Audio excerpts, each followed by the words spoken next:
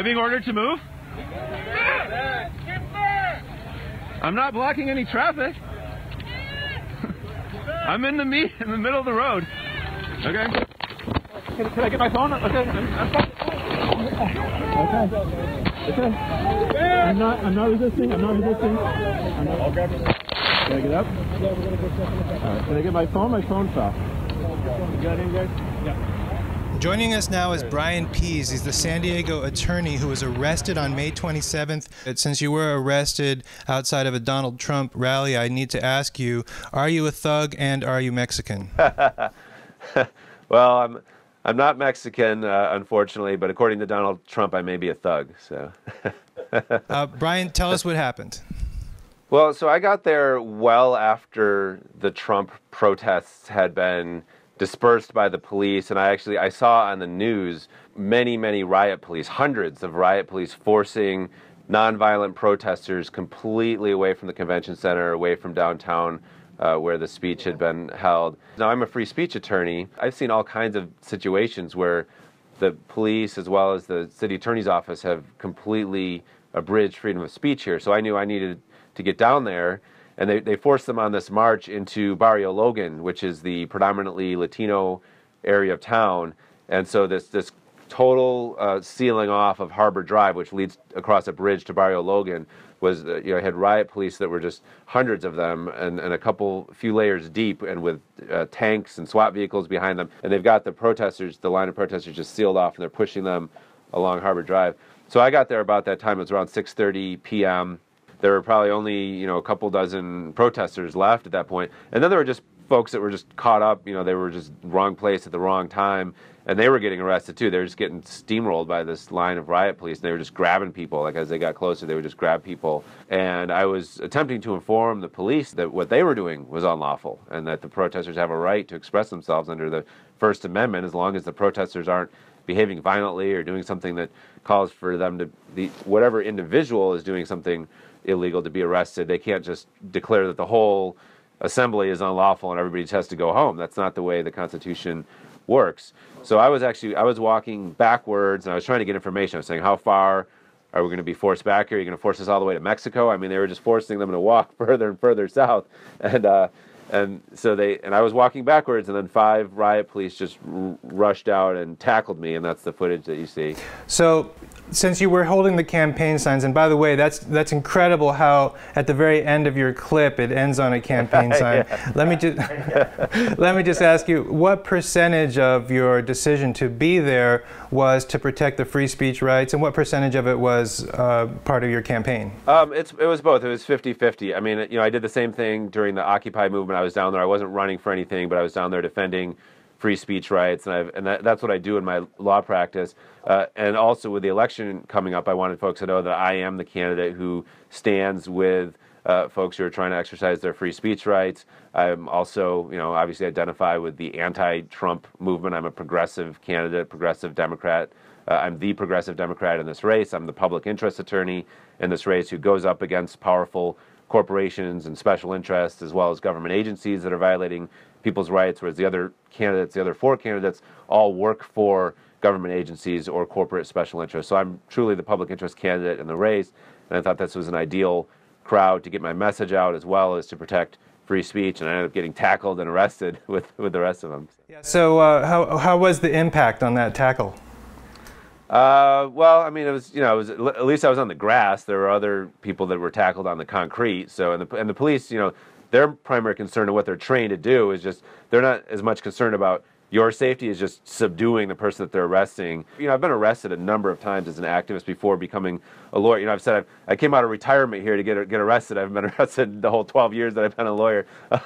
But I've never been tackled by police. Usually the police will just come up and arrest you. They don't actually have 5 guys tackle you to the ground and pile on you. So that was, a new experience for me. So. The case that you filed, does it involve the way you were treated physically, or is it just a matter of your First Amendment rights being violated? Well, I'm interested, so I've called for 2 things in my case, and I'll waive monetary damages against the city if the city agrees to this. And the 2 things are to follow. There's a report called the PERF report, and it's the Police Executive Review Research Forum. Research Forum, yeah, you know what it is. Commissioned by the city, and they didn't actually follow it yet, and so I'm asking for them to follow that, as well as hire a police practices expert that can train the police on proper respect for First Amendment rights and dealing with demonstrations. Because this was just it was just a blatant show of force. They didn't care about, they're trampling the Constitution. To them, it was about preserving order, preserving the peace at all costs. And it didn't matter if innocent people got caught up in that, people got arrested, had to spend the night in jail. You know, it's interesting. So I was arrested at Occupy LA. I was documenting it, similar to what you were doing, except for as a journalist. And I became part of a lawsuit that ultimately was successful in suing the city for violating our rights. But after my arrest, I contacted the Police Executive Research Forum, and I asked them, why did they have to rough me up like this? You know, they didn't tackle me to the ground, but they kind of just, they really showed a lot of force.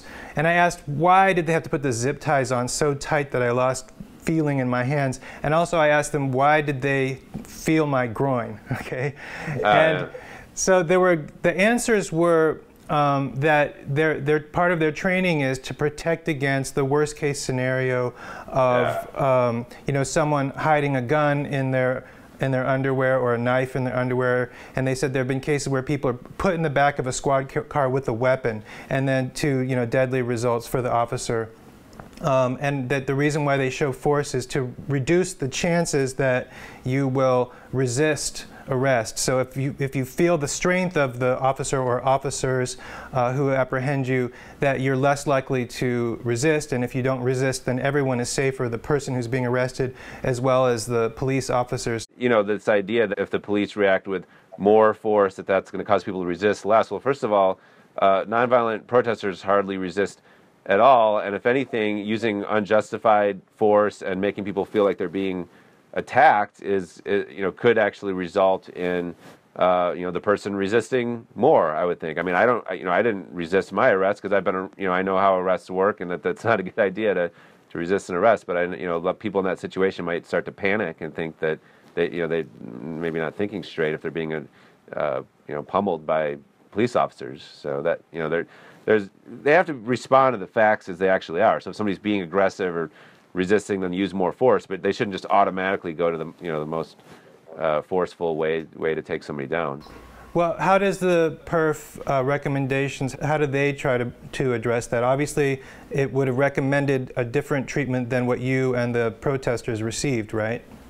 Well, so the PERF doesn't actually address this concept of unlawful assembly and demonstrations specifically. It has a lot in there about interacting with diverse communities, like maybe don't roll into Barrio Logan with a tank and riot police for no reason would be my recommendation. But things like that, like neighborhood policing and being more community-oriented policing as opposed to just being like this occupying army, which is what we saw.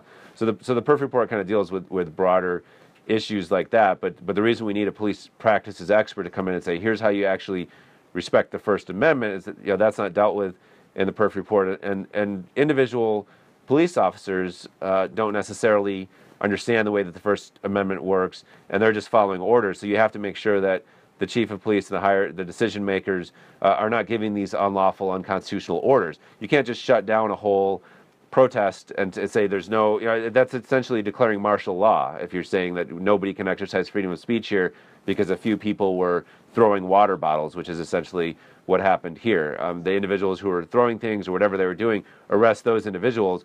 But if you're just there and a few people are doing something illegal, the police should arrest those people, and that should be the end of it. I see. So there are guidelines that say when it's appropriate to declare an unlawful assembly and when it's not, and your argument is that they did so inappropriately in this case? The problem is there are no guidelines in the statute. So the statute, it's an old statute. It's a California state. It's in the penal code. It's penal code section. I think 407 is the unlawful assembly part, where if you assemble with if two or more people engage in violent acts as part of an assembly, it's an unlawful assembly. And then Penal Code Section 409, which is what I was charged with and which 30 of the other people were charged with, is if you remain at the scene of an unlawful assembly, then you're guilty of this failure to disperse, failure to leave an unlawful assembly. So the question is, okay, so what constitutes, so how do you apply that?